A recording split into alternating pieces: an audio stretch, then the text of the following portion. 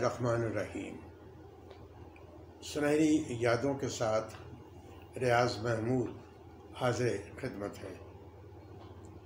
हाँ, इससे पहले कि मैं आज की गुफ्तगू का आगाज़ करूं, आपसे दरख्वास्त है कि अगर आपने अभी तक मेरा चैनल जो है इसको सब्सक्राइब नहीं किया तो अज़राह करम इसको सब्सक्राइब कर लें और इसके साथ जो बेल का बटन है उसको भी दबा दें ताकि मेरी जो वीडियोज़ आइंदा आएँ वो आप तक पहुंचती रहें सबसे पहले। भारतीय पंजाब का शहर है फ़िरोज़पुर। उससे कुछ फासले पे सिखों का एक बहुत तारीख़ी, ऐतिहासिक और हिस्टोरिकल सिटी है जिसको मुख्तसर कहते हैं। उसकी तारीख़ कुछ इस तरह से है कि सिखों के 10वें गुरु गोबिंद सिंह यहाँ एक जंग में मसरूफ़ थे। जब जंग ने ज़रा तूल खींचा तो जो सिख वहाँ लड़ रहे थे उनको कुछ खुराक की कमी पेश आई, कुछ पानी को पीने को पानी भी न मिला। तो उनमें से तकरीबन 40 सिखों ने ये फ़ैसला किया कि हम तो अब घरों को लौट जाएंगे, ये जंग तो बहुत लंबी हो गई है। लेकिन किसी के अंदर ये हौसला नहीं था कि वो गुरु गोबिंद सिंह जी से जाके बात करता और उनसे कुछ कहता। चुनांचे भाई मान सिंह को गुरु साहब की खिदमत में भेजा गया और ये कहा गया कि जी हम तो यहाँ से जाना चाहते हैं। तो गुरु साहब ने कहा कि ठीक है, जो जाना चाहते हैं वो चले जाए, लेकिन मुझे लिख के दे दें कि वो जा रहे हैं यहाँ से। तो 40 सिखों ने ये लिख के दे दिया और वो अपने अपने घरों को आ गए मुक्तसर में। जब वो घर पहुँचे तो उनकी जो बीवियाँ थीं उन्होंने कहा कि भाई ये तुमने क्या किया, यानी गुरु साहब के साथ तुम जंग में शरीक थे और उनको अकेला छोड़ के तुम घर को आ गए हो। तो उन्होंने कहा ऐसा है कि चूड़ियाँ जो है ना तुम पहन लो और तलवारें हमको दे दो, हम ये तलवारें लेके तो ख़ुद गुरु साहब के साथ जंग में शरीक होंगे। इस सारे मामले को जिस खातून ने सबसे ज़्यादा उठाया उसका नाम था बीबी भाग भरी, जो माई भागो के नाम से जानी जाती हैं। चुनांचे इस पर उन सिखों को भी गैरत आई तो वो फिर गुरु साहब के पास आए, उनसे माफ़ी मांगी और जंग में शरीक हुए और शहीद हो गए। उसी जंग में माई भागो जो थी या बीबी भाग भरी जो थी उसका एक बेटा और खावंद भी शहीद हुए। तो ये मुक्तसर वो जगह थी जहाँ पे कि ये वाक़या पेश आया। मागी को यहाँ पे एक बहुत बड़ा मेला लगता है और बहुत से जो गुरुद्वारे हैं वो उन्हीं दिनों की याद में यहाँ पे कायम किए गए हैं। उनमें से एक गुरुद्वारा माई भागी की याद में भी है। तो इसी मुख्तसर में अशफाक साहब अपने वालिद, वालिदा, 6 भाइयों और 2 बहनों के साथ रहा करते थे। अशफाक साहब के वालिद वेटनरी डॉक्टर थे। चूँकि ये इलाका सारा सिखों का था तो वहाँ पे एक मुसलमान का रहना कदरे मुश्किल लगता था। लेकिन जो खां साहब थे, मोहम्मद खां नाम था अशफाक साहब के वालिद का, उनका वहाँ पे एक बहुत रोब, दबदबा और इज़्ज़त और वक़ार था।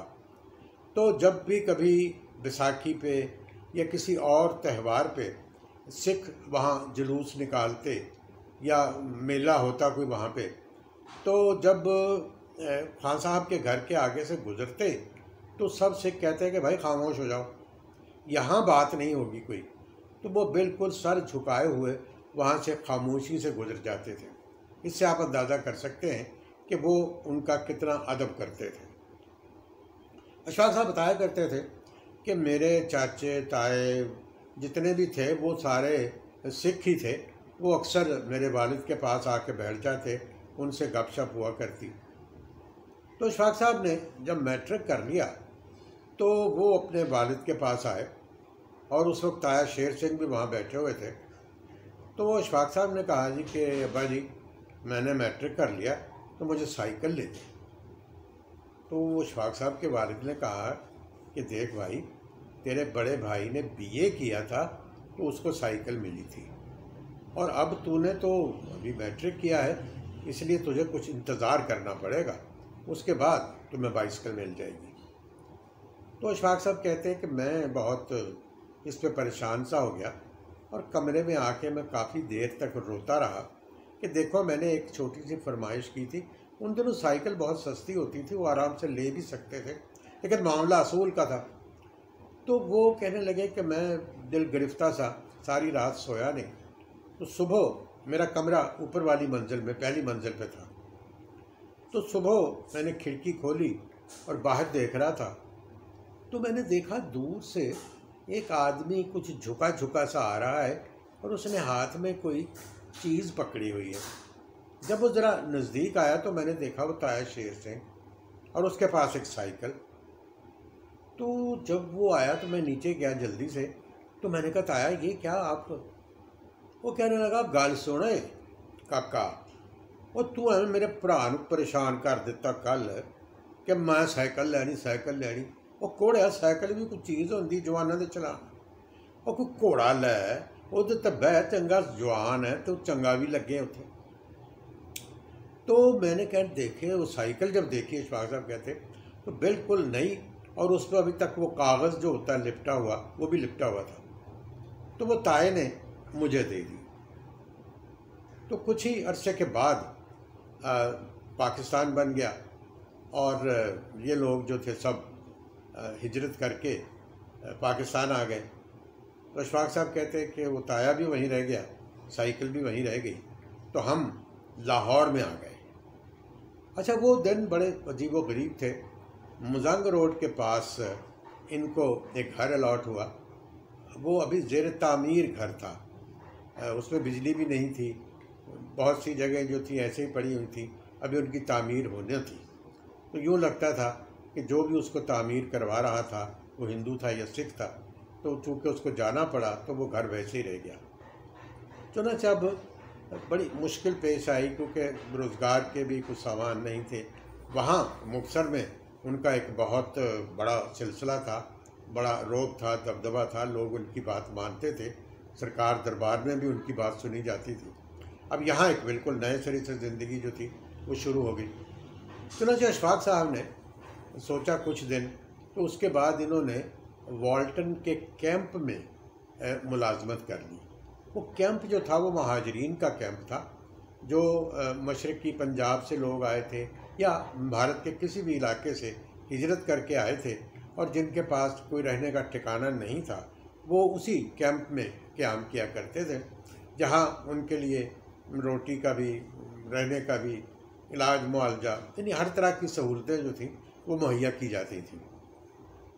यहीं पे अशफाक साहब ने कायद आज़म को भी देखा कि जब वो एक दफ़ा वहाँ दौरे पे तशरीफ़ लाए तो मुमताज़ मुफ्ती साहब एक बहुत मारूफ जाने पहचाने अदीब, वो भी उन दिनों में उसी कैंप में काम करते थे और इन लोगों के ज़िम्मे ये काम होता था कि ये अनाउंसमेंटें किया करते थे कि देखिए जालंधर से फ़लाँ साहब जो है वो इस कैंप में मुकीम हैं और उनके भाई साहब जो हैं उनका कुछ पता नहीं है कि वो कहाँ हैं। अगर वो इस कैंप में हैं तो उन्हें चाहिए कि वो आके तो मुझे मिल लें, या अगर कोई और सुने और वो उनको जानते हों तो उन तक ये पैगाम पहुंचा दें। तो ये उनका जो असल काम था उस वक्त, ये वहाँ किया करते थे। पाकिस्तान के सिलसिले में अशफाक साहब बताया करते थे, जब तहरीक ज़ोरों पे थी तो हम लोग भी बहुत जुलूस निकाला करते थे, नौजवान थे उन दिनों में, और पाकिस्तान के हक़ में। और हमारा ये एक तसव्वुर था कि पाकिस्तान जो है ये एक ऐसा मुल्क बनेगा जो कि इस्लामी नज़रिए पे काम करेगा और यहाँ जो गरीब नहीं होंगे बल्कि सब लोग जो है वो बराबरी की सतह पे ज़िंदगी जो है वो बसर करेंगे। लेकिन यहाँ आते ही उनको बहुत सी मुश्किलात का सामना करना पड़ गया। घर में जो मिला इनको तो उसमें बिजली भी नहीं थी। चुनांचे किसी ने बताया कि वो फ़लाँ दफ्तर है, वहाँ जाओ।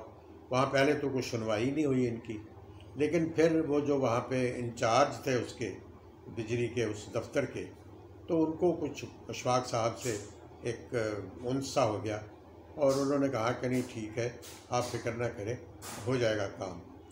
तो वो कहने लगे अशफाक, मैं एक काम करके जब घर पहुंचा तो बिजली वहाँ लग चुकी थी। तो इस तरह से वो जो मुश्किल दिन थे उनके गुज़रे। उसके बाद उनके साथ क्या क्या बातें पेश आईं, उनकी ज़िंदगी ने कौन से रुख अख्तियार किए, उनकी शादी कब, कहाँ और कैसे हुई, उन्होंने ज़िंदगी में जो थे अपने अहदाफ मुकर्रर किए थे उनको वो कहाँ तक हासिल कर पाए, इन सब बातों का ज़िक्र मैं अपनी आइंदा वीडियो में करूँगा। इजाज़त दीजिए, खुदा हाफ़िज़।